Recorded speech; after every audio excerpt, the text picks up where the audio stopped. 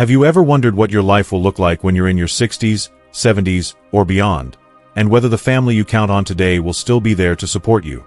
The truth is, life can take unexpected turns, and many of us may face our later years more alone than we imagined. But here's the good news. You have the power to build a vibrant, independent, and fulfilling future, no matter what lies ahead. In this video, I'm sharing my proven 6-pillar system to thrive in your later years, crafted from personal experience and timeless wisdom. You need to watch until the end because the final pillar is the cornerstone that holds everything together, and it could change how you approach your future starting today. Before we begin, I would appreciate it if you like this video. You can help me continue to spread the old age lesson. If you haven't subscribed yet, I recommend you subscribe and turn on the bell so you don't miss any videos. If you like this video, please comment number 1. If you don't like it, comment number 0 to let me know, so I can make a better video for you. Now let's get started. Let me share a deeply personal story that has profoundly shaped my perspective on aging and independence. My aunt, Susan, is now 92 years old, a remarkable woman who embodies resilience and intentional living. Over 15 years ago, she lost her husband, David, her partner of nearly 5 decades. Since then, she has lived alone, not out of necessity but by choice, crafting a life of independence and fulfillment. Susan has 3 children, but they're scattered across the United States, each immersed in their own demanding lives, raising families, pursuing careers, and navigating their challenges. While they love their mother dearly, their visits are infrequent, limited by distance and the relentless pace of modern life. Watching Susan, I've come to see something essential, a truth that resonates more deeply with each passing year.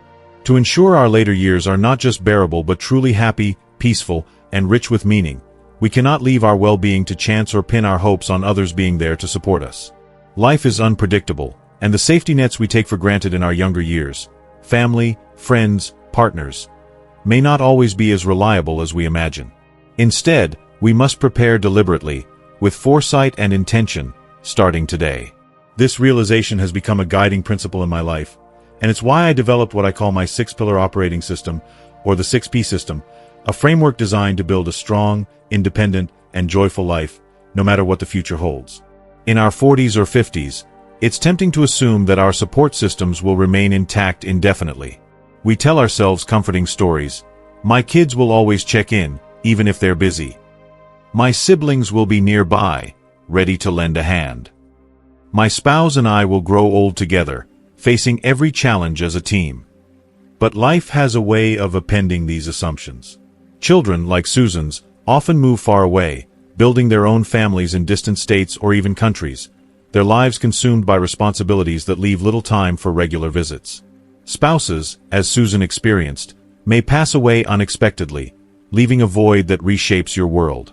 Siblings, caught up in their health issues, financial pressures, or personal struggles, may not be able to offer the support you once counted on. Friends, too, can drift away. Some relocate, others face their challenges, and some connections simply fade as priorities shift. As we enter our 60s, 70s, and beyond, this reality becomes undeniable. Family and friends are a blessing, but they are not a guarantee. If they're present and engaged, that's a gift to cherish. But if they're not, if distance, circumstance, or loss creates gaps, you must be prepared to stand on your own. More than that, you must build a life that doesn't just survive in the absence of others but thrives.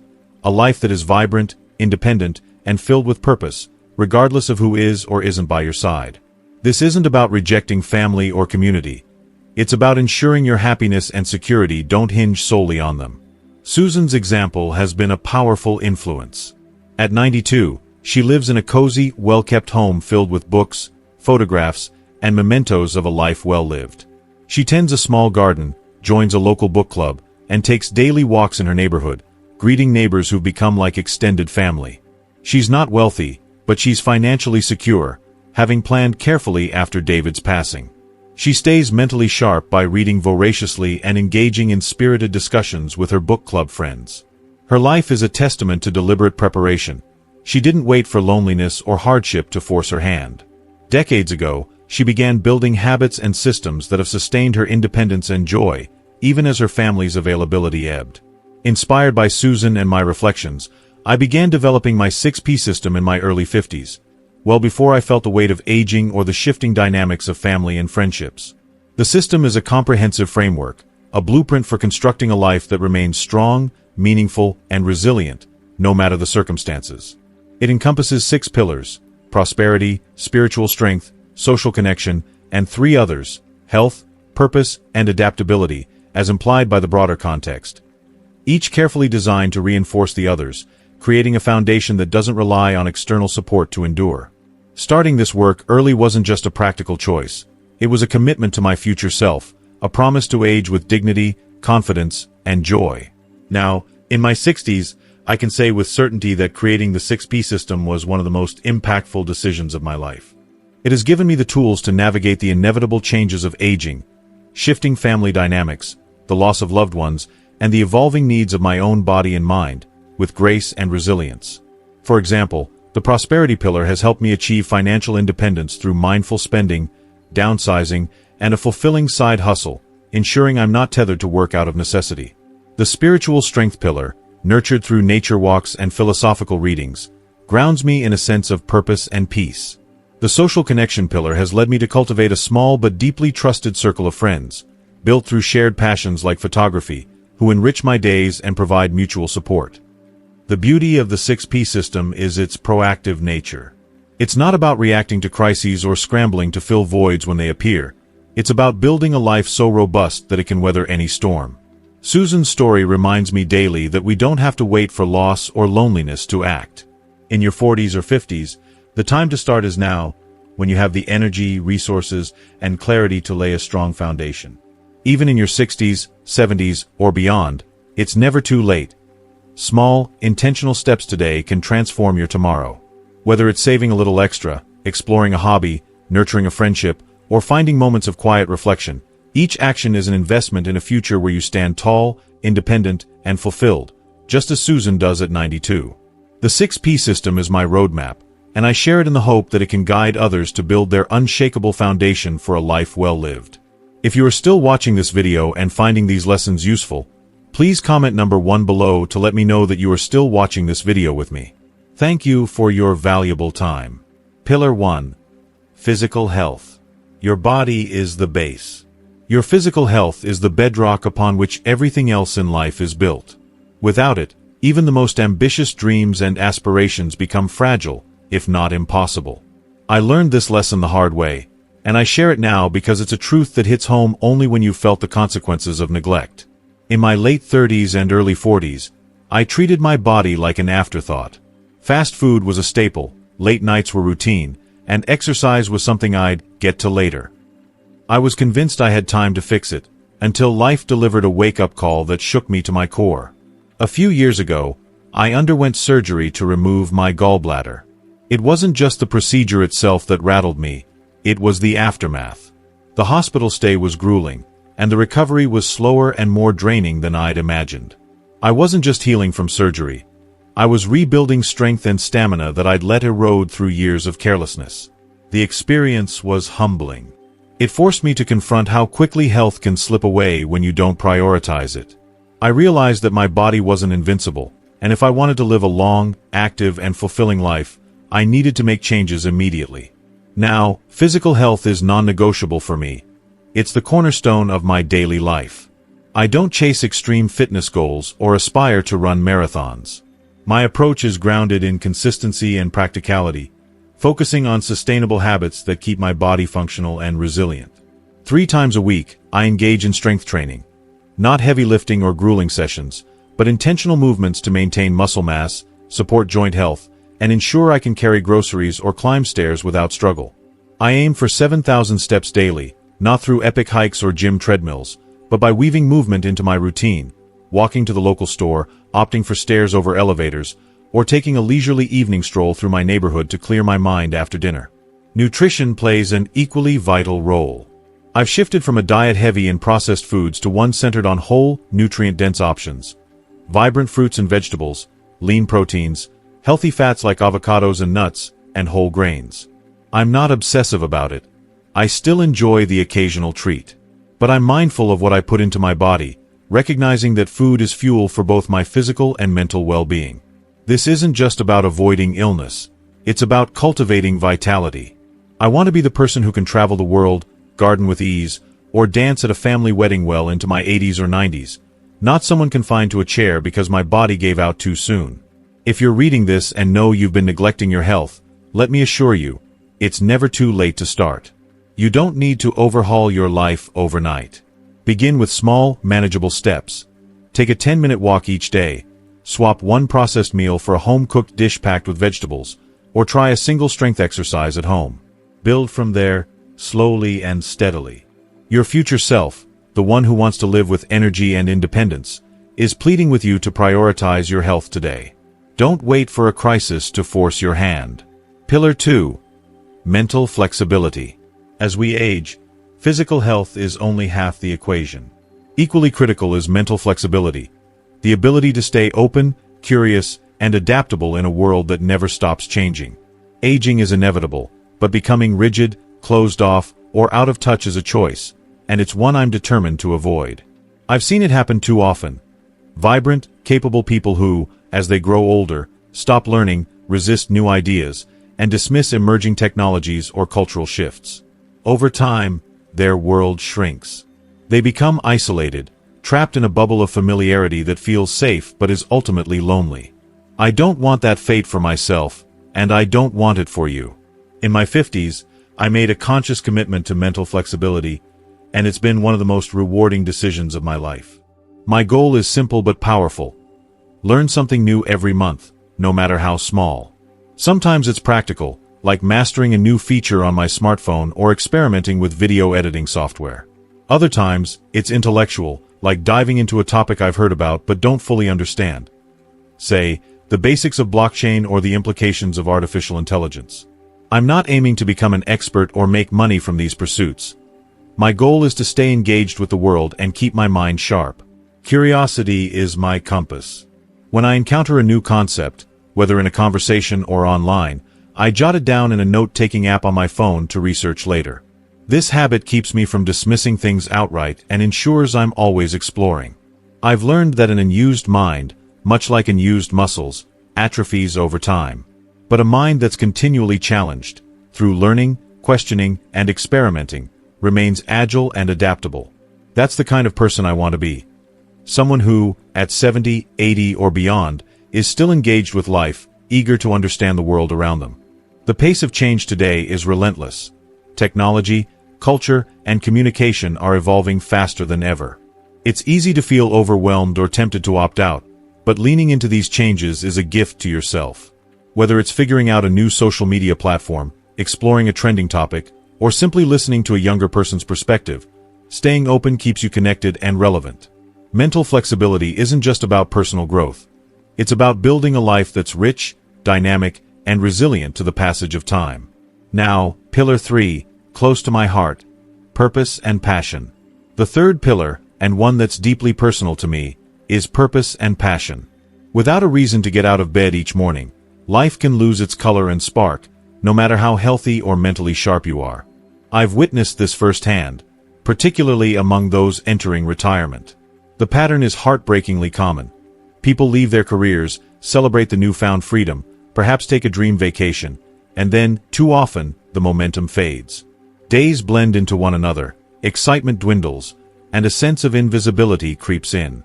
They start to feel like their best days are behind them, not because they're incapable, but because they haven't found new ways to fill their time with meaning. Retirement isn't an endpoint. It's a new chapter, brimming with potential to be one of the most creative and fulfilling phases of life. When I stepped away from full-time work, I knew I needed to redefine my purpose. For me, that meant leaning into creative pursuits I'd always been curious about but never had time to explore. I began writing more, pouring my thoughts into essays and stories. I picked up photography, a lifelong interest I'd sidelined, and later ventured into video making, which unexpectedly led to creating a YouTube channel. These weren't grand entrepreneurial ventures or attempts to impress anyone. They were simply things that lit me up and gave my days structure and joy. Passion doesn't have to be flashy or profitable. It can be as simple as volunteering at a local community center, mentoring a young person, painting landscapes, or building intricate model trains. The key is that it matters to you. It's something that makes you lose track of time, that fills you with a sense of accomplishment and connection. I'm reminded of a study by Bonnie Ware, a palliative care nurse who documented the regrets of those nearing the end of their lives. One of the most common was, "I wish I hadn't worked so hard." It wasn't that work itself was the problem. It was that people had sacrificed time for passions, relationships, and adventures in favor of endless tasks. That lesson hit me hard, and it's why I'm so adamant about finding and nurturing your purpose now, while you still have time to savor it. Your 60s, 70s, 80s, and beyond don't have to be a slow fade. They can be as vibrant, if not more so, than the years that came before. The key is to approach them with intention. Find what sets your soul on fire, whether it's a long-buried hobby, a cause you believe in, or a new skill you've always wanted to master. Pursue it with curiosity and courage, and let it anchor you in a life that feels rich and meaningful. Your best days aren't behind you, they're waiting to be written. If you are still watching this video and finding these lessons useful, please comment number 2 below to let me know that you are still watching this video with me. Thank you for your valuable time. This leads to Pillar 4, prosperity and financial security. Prosperity, in this context, is not about amassing vast wealth, owning sprawling estates, or chasing status symbols. Instead, it's about achieving genuine financial freedom, the ability to live life on your terms, unburdened by the weight of financial stress. It means going to bed without the gnawing anxiety of unpaid bills, having enough resources to cover your essential needs, pursue your passions, and maintain independence without relying on others. Financial stress is a silent corrosive force. It erodes mental and physical health, strains relationships, and robs you of inner peace. As you move into the later chapters of life, the last thing you want is to feel trapped or vulnerable due to a lack of foresight or planning. I'll be candid. I haven't always been wise with money. In my 30s and 40s, I fell into the trap of spending on things that, in hindsight, added little value to my life. Flashy gadgets, unnecessary upgrades, and keeping up with social expectations. But in my early 50s, a pivotal moment arrived. My wife, Emily, and I sat down for a series of heartfelt conversations about our future. We asked ourselves what truly mattered and what kind of life we wanted as we aged. The answer was clear. We didn't need more stuff. We needed less complexity and more freedom. This realization reshaped our approach to finances and lifestyle. We made deliberate, sometimes bold, choices.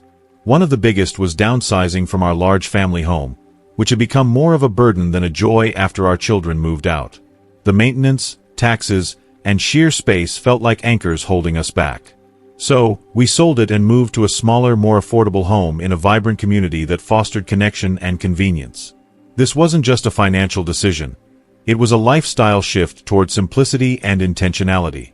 We didn't abandon the things we loved, like travel or the occasional nice dinner out, but we became far more mindful about our spending. We learned to savor experiences over possessions and to prioritize what genuinely enriched our lives. This shift brought an unexpected sense of liberation. Letting go of the need to compete, impress, or keep up with others allowed us to live happily within our means. To supplement our income and add a spark of joy, I turned a lifelong interest into a small side hustle, buying and selling vintage books and toys. There's something deeply satisfying about scouring flea markets and antique shops, hunting for hidden gems, and then flipping them on platforms like eBay. The profits vary. Sometimes it's just a few dollars, other times it's a tidy sum, but the real reward is the engagement and creativity it sparks. It keeps my mind sharp, my days interesting, and adds a cushion to our savings. For me, financial independence isn't about retiring to a life of leisure or never working again. It's about having the freedom to choose work that aligns with your values and interests, rather than being chained to a job just to pay the bills. It's about the ability to take on a passion project, mentor others, or volunteer in your community without the shadow of financial necessity looming over you. That, to me, is the essence of true prosperity, a life where your choices reflect your desires, not your obligations. Now, Pillar 5, often ignored but vital for happiness: spiritual and philosophical strength. When I speak of spirituality, I'm not referring to religion in a dogmatic sense, nor am I here to preach or advocate for any specific belief system. I'm not particularly religious myself. Rather, I'm talking about cultivating a connection to something greater than yourself. Whether that's the natural world, the vastness of the universe, a personal faith, or the timeless wisdom of philosophical traditions. This connection provides an emotional anchor, a sense of purpose, and a deep well of peace that becomes increasingly valuable as we age. It's about situating yourself within a larger context, which fosters resilience and calm that material wealth or external achievements can't replicate.